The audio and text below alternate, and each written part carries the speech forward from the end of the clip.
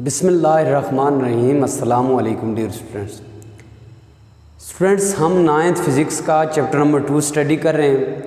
Previous lecture में हमने types of motion को स्टडी किया था और आज हमारा टॉपिक है वेक्टर्स एंड स्केलर्स या स्केलर्स एंड वेक्टर्स।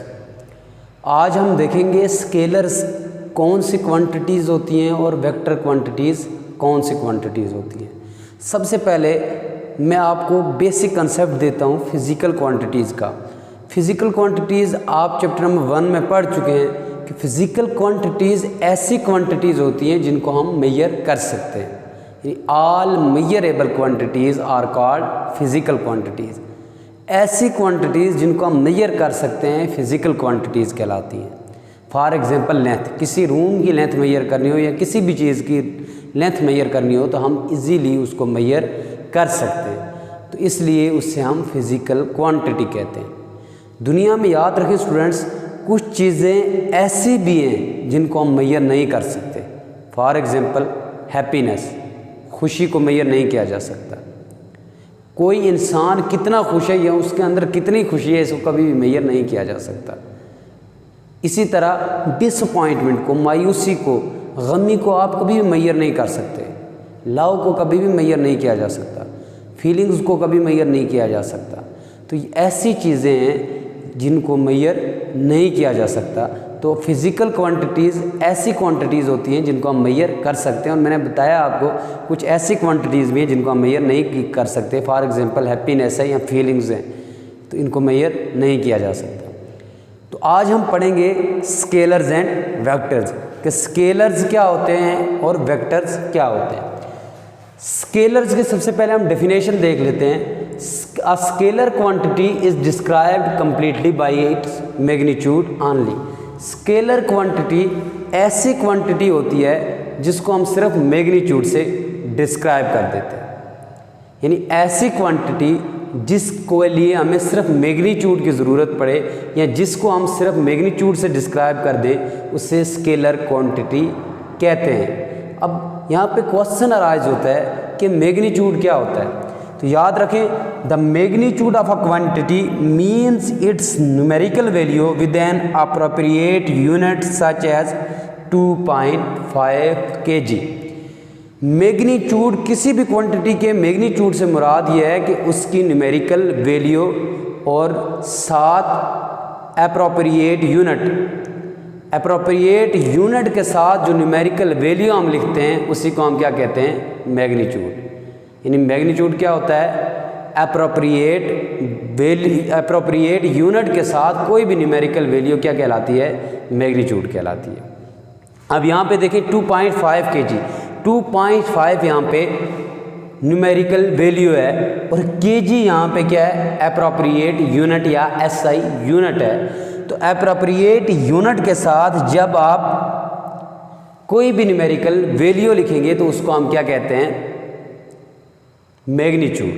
यानी 2.5 kg में 2.5 न्यूमेरिकल वैल्यू है और kg यहाँ पे क्या है, SI यूनिट या अप्रोप्रिएट यूनिट। तो जब हम किसी भी न्यूमेरिकल वैल्यू को अप्रोप्रिएट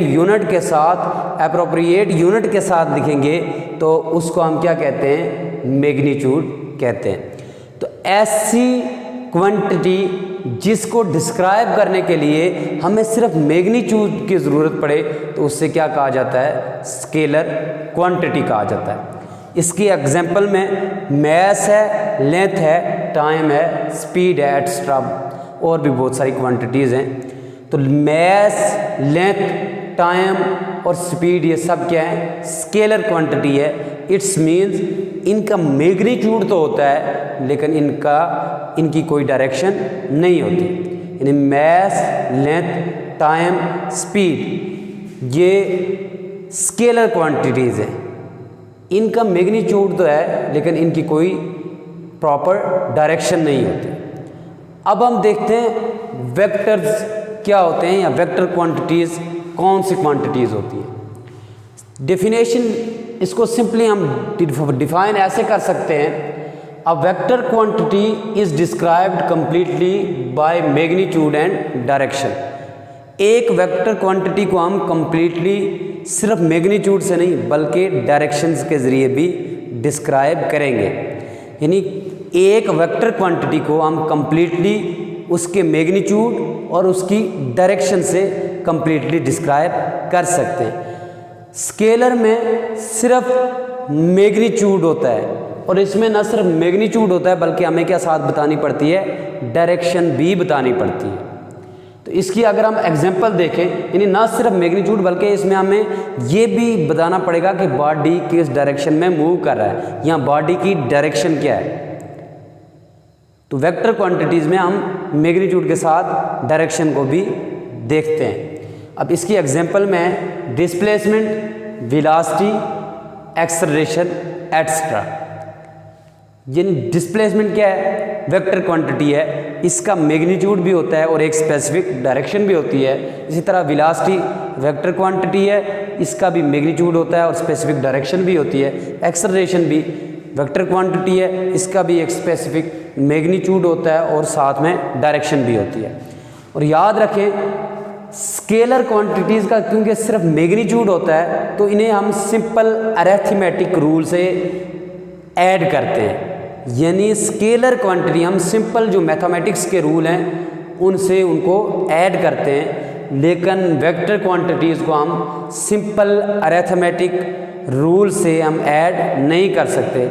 यानी कि इनको ऐड करने के लिए हमें कोई दूसरा रूल यहाँ पे लगाना पड़ेगा। सिंपल जो मैथमेटिकल रूल है उनसे हम इसको ऐड नहीं कर सकते। इन्हें ऐड किया जाता है by head to tail rule. यानी वेक्टर क्वांटिटी को हम किससे ऐड करते हैं, हेड टू टेल रूल से ऐड करते हैं। और अगर हम वेक्टर क्वांटिटीज़ को रिप्रेजेंट करना चाहें तो कैसे कर सकते हैं, तो वेक्टर क्वांटिटीज़ को लाइन सेगमेंट से रिप्रेजेंट किया जा सकता है, या इसके ऊपर बार डाल के, या बोल्ड लेटर में थोड़े जो हरूफ होते हैं उनको थोड़ा मोटा करके, बोल्ड से मराते थोड़े बड़े करके यहाँ मोटे करके इनको लिख लें तो ये वेक्टर्स को रिप्रेजेंट करते हैं, या इनके ऊपर बार डाल लें। और ग्राफिकली अगर हम इसको रिप्रेजेंट करना चाहें तो ग्राफिकली एक वेक्टर को हम एक line segment with an arrow head से रिप्रेजेंट करते हैं। यानी एक लाइन सेगमेंट और इसके साथ एरो हेड लगा के हम एक वेक्टर को रिप्रेजेंट करते हैं।